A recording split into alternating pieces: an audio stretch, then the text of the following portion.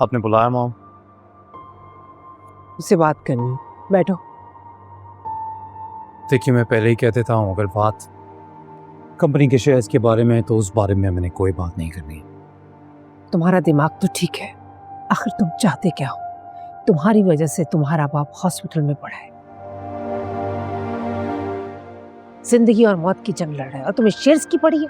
देखिए, डैड मेरी वजह से हॉस्पिटल में नहीं है, उस अलीज़े की वजह से। जब से वो इस घर में आई है, सुकून बर्बाद हो गया है इस घर का।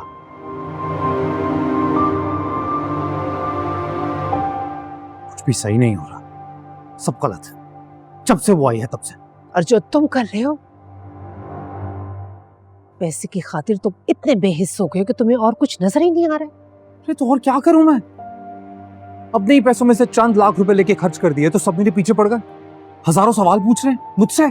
तो बता दिया होता ना, बता के करते।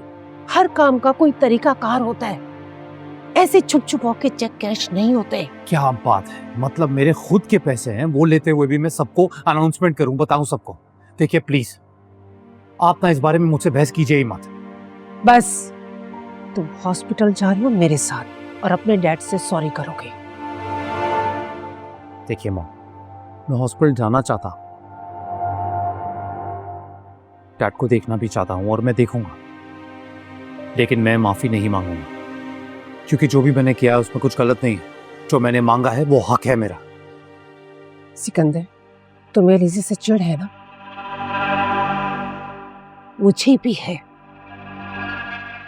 और बहुत जल्द हम उसे इस घर से और बिजनेस से निकालकर बाहर फेंकेंगे।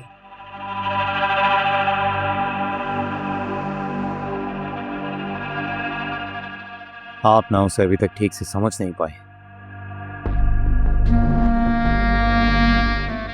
कुत्ते की दुम है वो, टेढ़ी हड्डी है, ना तो आसानी से सीधी होगी ना ही जाएगी।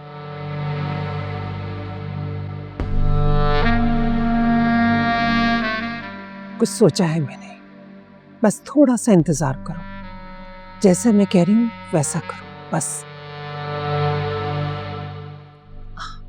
अलीज़े, हमजा से बात हुई है तुम्हारी कोई? जी मेरी बात हो गई है, थोड़ी देर में अंकल के साथ वो घर आ जाएंगे। तुम कहीं जा रही हो बेटा?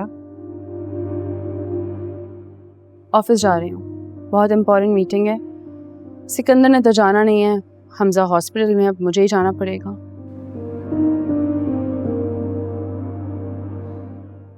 बेटा अपनी हालत देखो, इस हालत में स्ट्रेस लेना ठीक नहीं है। तुम आराम करो ना।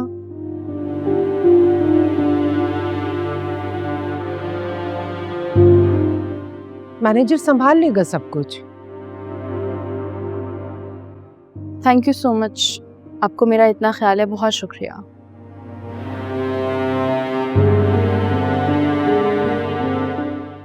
लेकिन हमजा की कोई बात टाल नहीं सकती मैं अभी सिकंदर से तुम्हारी ही बात कर रही थी।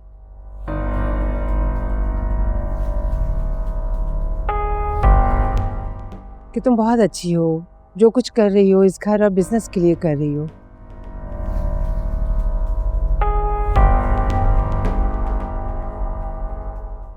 तो तुम्हें इसकी बात का बुरा नहीं मनाना चाहिए। और बेटा तुम भी कोई बात इसके दिल पे मत लेना।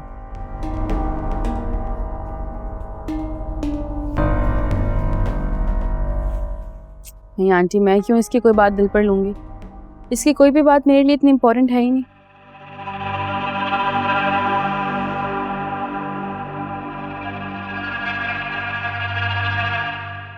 और हमजा से भी कहना कि छोटा भाई है, माफ कर दे इससे।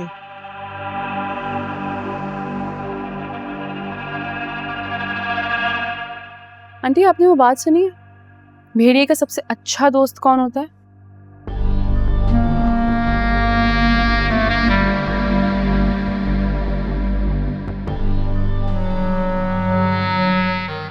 कौवा, क्योंकि दोनों को ही गोश्त खाने की आदत होती है।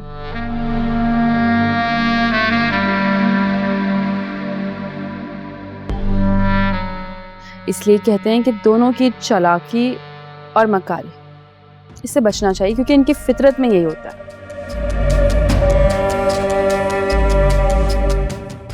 मैं जा रही हूँ, देर हो रही है। अल्लाह हाफिज़। बाय। लीजिए, किसे निकालेंगे आप आसानी से बाहर? सुन ली कहानी आपने, कौवे की, भेड़िए की। ये इतनी आसानी से नहीं हारेगी। कहा था मैंने, इसे हराना इतना आसान नहीं होगा। इसके पर तो मैं ऐसे काटूंगी कि ये उड़ने के काबिल नहीं रहेगी।